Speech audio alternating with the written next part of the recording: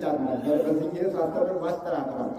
ዋስጥራ ሲባል ይህችን ነገር ነው አስተቆማቸው እንደመላከው ደረገው እንዴ እንኳን ማሰባለቅ አንወደው አሁን ከዚህ በኋላ ሚተጋራና ሚለጥየዋም የሚጠጣብን አገልግሎት ላይ ይህን ሊቀውንት ሲል ያድርና የት ይሄዳል? ዘለሳ ይሄዳል፣ ደንገሽታ ይሄዳል፣ የት ይሄዳል? በረከቱ ሄደብን እኮ ብል ባሰመራው ሰብ ይሰራሳታ አባታችን ነፍሳቸውን ይማርና መኩሪያው ገብረሱስ አላቂ ነበር። እንዲህ የሆነ ክብራችን ሲሄድብን ለምጣው ለምጣ እናገር ለጎርጎ መሬት አባተን ቀድሞ ማይነሱ አጥቶ በጆር ጠላ ገዛም ጊዜ ጀመረ ወይ ጊዜ ያ እንዲቋቋም ተደረገ።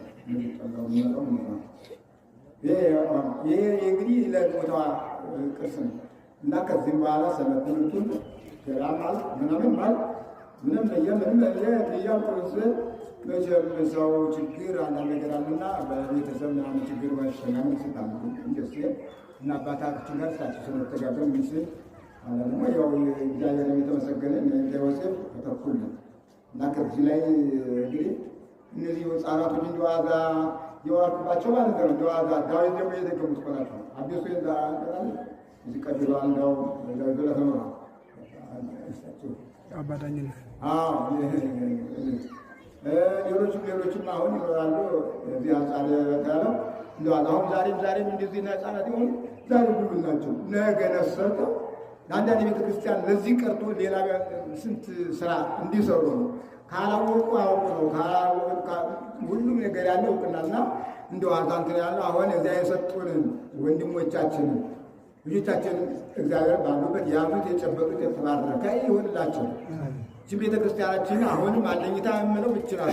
እቺ ቤተክርስቲያን ጀመረ እንጂ እዛም ያለው መጥቶ ይሰራታል ምን ነገር አለ። አሁን ዛሬ በዛን ጊዜ የነበረው የገጠር ቤተክርስቲያን መመስያ ነበር። ዛሬ ልክ ከባህር ዳር በላይ ሆኗል እና ጥሩ ነው። አሁን በጣም በዚህ ደረጃ እኔ ደስ የሚለኝ አንዳንድ ነገር አለ።